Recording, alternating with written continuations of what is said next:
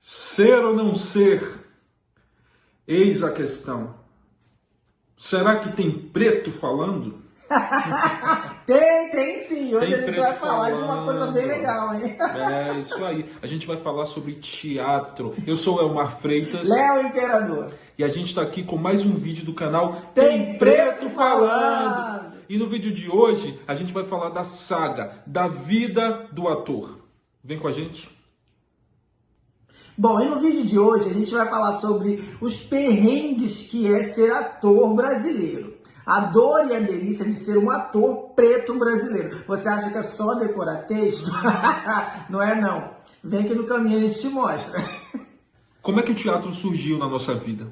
Na minha vida foram dois momentos. O primeiro foi na igreja. Sabe, aquele teatro de igreja, mas os atores eram tão sangue no olho, assim, que eu fiquei maravilhado. O segundo momento foi na escola. Naqueles cursos extras curriculares que a gente tinha, que a gente era obrigado a fazer, só tinha teatro para mim. Então eu fui e acabei me apaixonando com a ajuda de uma professora. Bom, no meu caso também foi uma professora que eu costumo dizer que salvou minha vida. Na 8ª série, ela olhou para mim e falou: "Você tem talento, continua".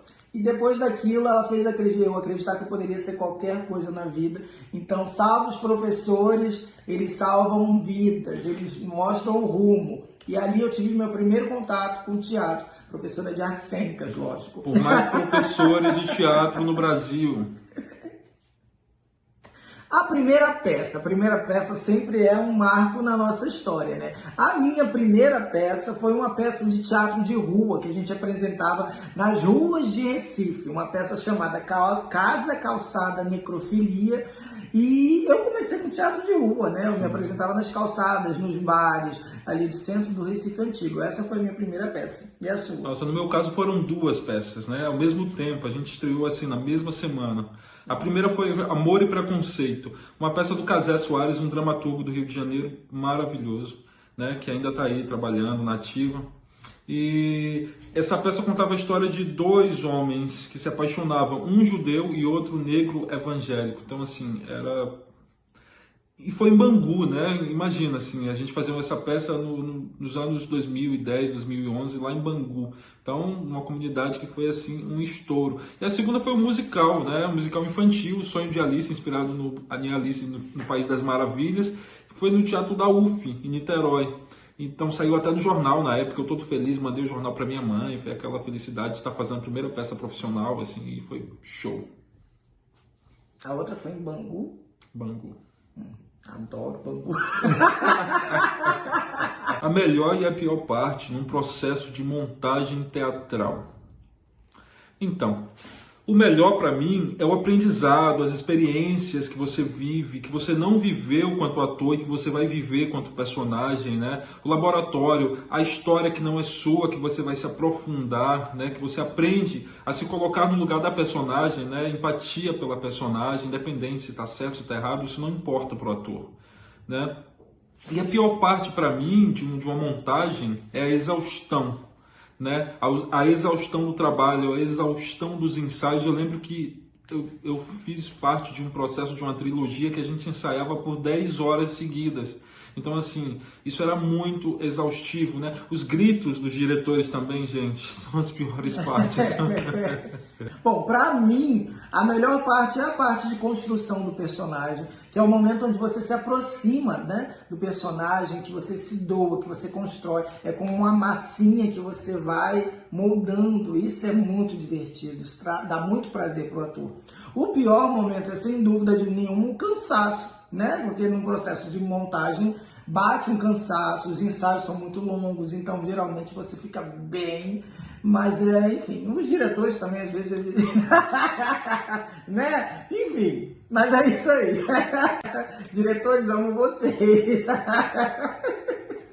Bom, como o racismo se apresenta no meio artístico, né? Como se apresentou para mim? Em forma de exclusão, em forma de chegar para determinado teste e a pessoa falar que é um personagem para uma pessoa branca, né? Ele sempre encontra uma forma polida, geralmente no meio artístico, as pessoas usam formas polidas e educadas de se excluir pela cor da sua pele. Não é nada muito explícito, né? Eles usam, mas você sabe que você está sendo deixado de lado já no início do processo, porque... né? Não, aconteceu exatamente igual comigo. Eu passei num teste para fazer um musical infantil, assim, há muito tempo no Rio de Janeiro, né?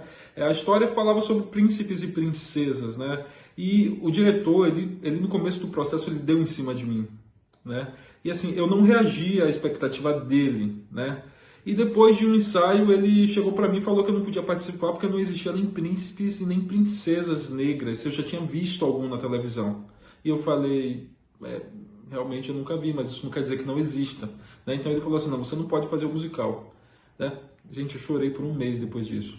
E sabendo eu que existia sim príncipes e princesas negras, né? É escroto, né? Perrengues da vida do teatro.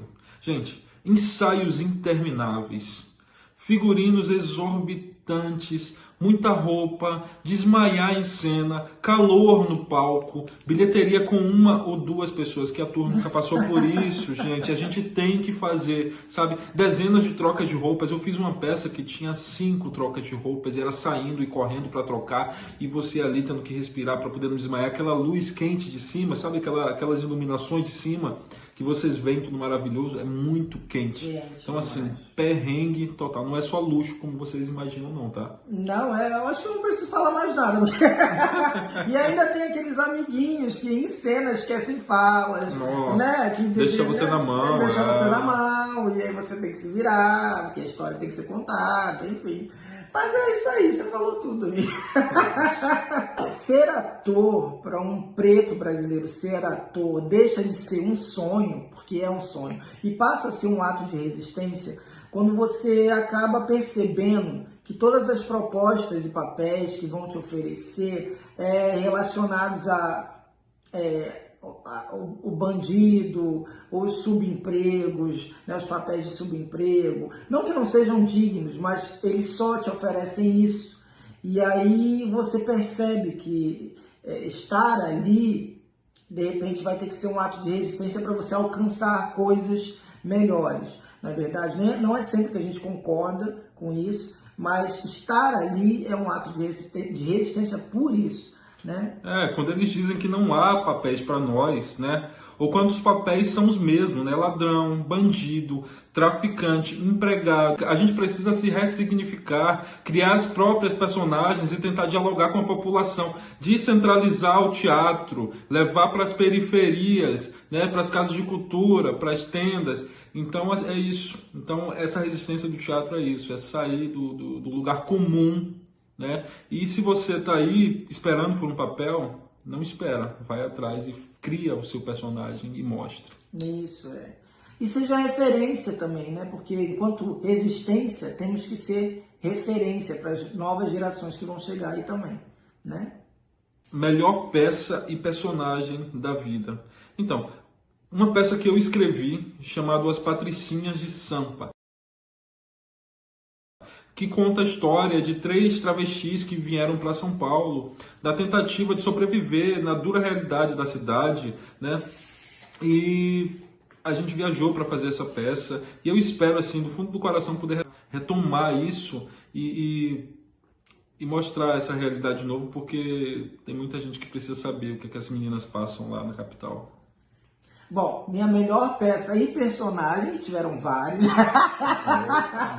Não, então, é uma peça que eu tenho muito carinho, né? Um presente do diretor Paulo Giannini, né? Que é uma peça chamada Outra Opinião, inspirada no espetáculo Opinião, né? Lá, né, no tempo da ditadura, eu fazia um pastor enlouquecido e ganhei uma premiação pelo CCBB do Rio de Janeiro. Então, essa, sem dúvida, é uma peça que eu tenho muito carinho, um personagem que eu trago aqui no coração.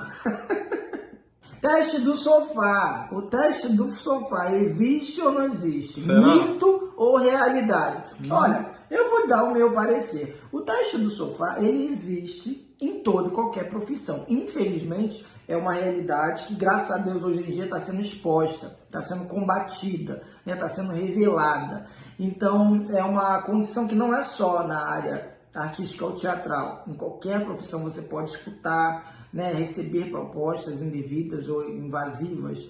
Então, que bom que hoje em dia isso já está sendo exposto, mas antigamente, imagine como não era isso, né? Enfim, não é mito. Não, realidade, infelizmente. Né? Tem diretores, assim, no meio não só do teatro, mas da TV, do cinema e da publicidade também, que eles usam, né, dos seus pequenos poderes de distribuir personagens e tal, em troca de sexo, gente. Acontece muito, inclusive já aconteceu comigo. Vai falar sobre? Não. Eu tô passado. Ego e vaidade no meio artístico. Falando sobre rivalidade. Então, existem os artistas e os aspirantes à celebridade. É totalmente diferente. O ego vem daí, né? O artista não tem necessidade de ser egóico, né? De ser melhor na arte. Não existe melhor ou pior na arte. A arte é arte. Na celebridade, sim. Essa é a diferença. Mas vai falar isso para um artista inseguro. Gente, existe ego, existe rivalidade, existe vaidade, principalmente entre atores pretos, porque as possibilidades e as chances entre os pretos são menores. Então existe uma rivalidade grande, infelizmente. Isso é uma realidade que a gente tem que, né, encarar. Mas isso aí é uma questão, assim, rivalidade entre pessoas pretas, é uma questão que a pessoa branca colocou em cima da gente, sabe? Há muito tempo. Então, existe esse caso de fazer os pretos brigarem, de fazer os pretos se... Porque nos dão poucas chances também. Então, pretinhos, criem suas chances, criem suas oportunidades. Porque senão a gente vai ficar brigando o resto da vida. Eles vão ficar de boa, só rindo da nossa cara. Né? Vamos dar as mãos, gente. Ó. Vamos dar as mãos. 1, 2, 3. Bom, personagem ou peça que um dia eu sonho interpretar, sem sombra de dúvida, é Otelo, de Shakespeare, né? Que eu tenho um amor, um carinho por essa peça. Quem sabe um dia eu esteja à altura dela. Então é Otelo, de Shakespeare. Vamos ver, né? E você, amigo? Não, a peça que nós estamos trabalhando agora nesse momento, que é uma peça chamada Preto. Né? Infelizmente os teatros estão fechados, né? E tá bem difícil a situação do ator nesse momento para trabalhar. Então, assim, a gente sonha, né, que isso volte ao normal para a gente poder dar continuidade, porque já tem um ano que a gente está parado. Então tá bem difícil. Mas Preto vem aí, hein?